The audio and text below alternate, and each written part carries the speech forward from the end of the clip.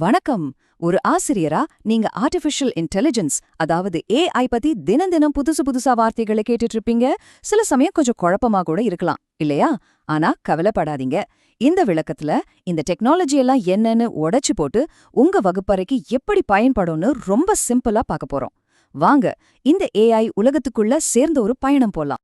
ஜென்ஏஐ, LLM, agent, rock இப்படி கேட்டுக்கிட்டே இருக்கலாம். இதெல்லாம் கேட்கும்போது அடடா இதெல்லாம் தெரிஞ்சு நான் என் கிளாஸ் ரூம்ல என்ன பண்ண போறேன் அப்படின்னு உங்களுக்கு தோன்றது ரொம்பவே சகஜம். இந்த எல்லா கேள்விகளுக்கும் ஒரு தெளிவான பதில தந்து உங்களுக்கு ஒரு கிளியரான ஐடியா கொடுக்கறது தான் நம்ம நோக்கம். சரி, நம்ம எதை பத்தி எல்லாம் பேச போறோம்னு பார்க்கலாமா? இதுதான் நம்மளோட ரோட் மேப். முதல்ல இந்த ஏஐ வார்த்தைகளோட அர்த்தத்துல இருந்து ஆரம்பிச்சு அப்புறம் எல்எல்எம்கள்னு சொல்ற அந்த இன்ஜினை பத்தி பார்த்து கடைசியா உங்க கிளாஸ் ரூமுக்கான ஏஐ டூல் கிட் வரைக்கும் எல்லாத்தையும் ஸ்டெப் பை ஸ்டெப்பா பார்க்கலாம். முதல்ல இந்த ஏஐ கான்செப்ட்ஸ் எல்லாம் எப்படி ஒன்னோட ஒன்னு கனெக்ட் ஆயிருக்குன்னு புரிஞ்சுக்கலாம். ரஷ்யன் பொம்மைகளை பார்த்திருப்பீங்கல்ல, ஒரு பெரிய பொம்மைக்குள்ள ஒரு சின்ன பொம்மை, அதுக்குள்ள இன்னொன்னு அழகா இருக்கும்ல. அதே மாதிரி தான் இந்த ஏஐ கான்செப்ட்ஸும் ஒண்ணுக்குள்ள ஒண்ணு அடங்கியிருக்கு. இங்க பாருங்க, இதுதான் அந்த பெரிய படம். நாம முதல்ல ரொம்ப பரந்த ஒரு விஷயத்துல இருந்து ஆரம்பிக்கிறோம். அதுதான் செயற்கை நுண்ணறிவு, அதாவது ஆர்டிஃபிஷியல் இன்டெலிஜென்ஸ். அதுக்குள்ள வர்ற ஒரு ஸ்பெஷலான வகை தான் ஜெனரேட்டிவ் ஏஐ, அதாவது புதுசா விஷயங்களை உருவாக்குற ஏஐ. அதுக்குள்ள இருக்கிற ஒரு முக்கியமான பகுதி தான் லார்ஜ் லாங்குவேஜ் மாடல்கள். பாத்தீங்களா எல்லாம் எப்படி ஒன்னோட ஒன்னு இணைஞ்சிருக்குன்னு? ஜெனரேட்டிவ் ஏஐயோட ஸ்பெஷாலிட்டியே அதுதான். அது வெறும் ஆமா இல்லன்னு பதில் சொல்லாது, அதுவா புதுசா உருவாக்கும். உதாரணத்துக்கு, மகாத்மா காந்தி பத்தி ஒரு கட்டுரை எழுது அப்படின்னு சொன்னீங்கன்னா அது உங்களுக்காகவே புத்தம் புதுசா ஒரு முழு கட்டுரையே எழுதி தரும். அதனாலதான் இதுக்கு பேரு ஜெனரேட்டிவ் ஏஐ. ஓகே, இந்த ஜெனரேட்டிவ் ஏஐலாம் எப்படி வேலை செய்யுது? அதுக்கு இவ்ளோ பவர் எங்கிருந்து வருது? இப்போ நம்ம ரஷ்யன் பொம்மையோட அடுத்த லேயரை திறந்து பார்க்கலாம். அதுக்குள்ள இருக்கிறது தான் இதோட ஹார்ட், அதோட என்ஜின். லார்ஜ் லாங்குவேஜ் மாடல்கள், சுருக்கமா எல்எல்எம்கள்.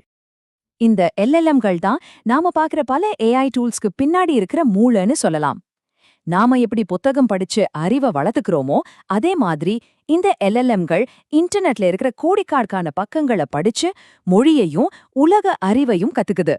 இந்த எல்எல்எம்னு சொல்றோமே, அதுக்கு சில உதாரணங்கள் பார்த்தா உங்களுக்கு இன்னும் நல்லா புரியும். நீங்க யூஸ் பண்ற சாட் ஜிபிடி எல்லாம் ஓப்பன்ஏஐயோட மாடல் தான். அதே மாதிரி கூகுளோட ஜெமினி, மெட்டாவோட லாமா, இதெல்லாமே ரொம்ப பவர்ஃபுல்லான லாங்குவேஜ் மாடல்கள். சரி, இப்போ நம்ம கிட்ட ரொம்ப பவர்ஃபுல்லான ஒரு இன்ஜின், அதாவது எல்எல்எம் இருக்கு. அதை வச்சு என்ன பண்ணலாம்? சும்மா கேள்வி கேட்டா பதில் சொல்றதுக்கு மட்டும்தானா? இல்ல, அதை வச்சு ஒரு முழு வேலையே செய்ய வைக்கலாம்.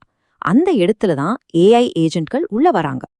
இத ஒரு ஆஃபீஸ்ல வேலை செய்யற டீம் மாதிரி யோசிச்சு பாருங்க. ஒரு பெரிய ப்ராஜெக்ட முடிக்க ஒவ்வொருத்தரும் அவங்க வேலையை செய்வாங்க இல்லையா? அதே மாதிரி தான் ஏஐ ஏஜென்ட் சிஸ்டம்ல ஒவ்வொரு சின்ன ஏஐயும் ஒரு குறிப்பிட்ட வேலையை செஞ்சு எல்லாம் சேர்ந்து ஒரு பெரிய வேலையை முடிக்கும். இந்த ஏஜென்ட்கள் எப்படி வேலை செய்யுதுன்னு பாருங்க. அப்படியே ஒரு ஆஃபீஸ்ல நடக்கிற மாதிரியே இருக்கு. ஒரு மேனேஜர் ஏஜென்ட் கோடு எழுதுற எம்ப்ளாயி ஏஜென்ட் கிட்ட வேலையை கொடுக்குது.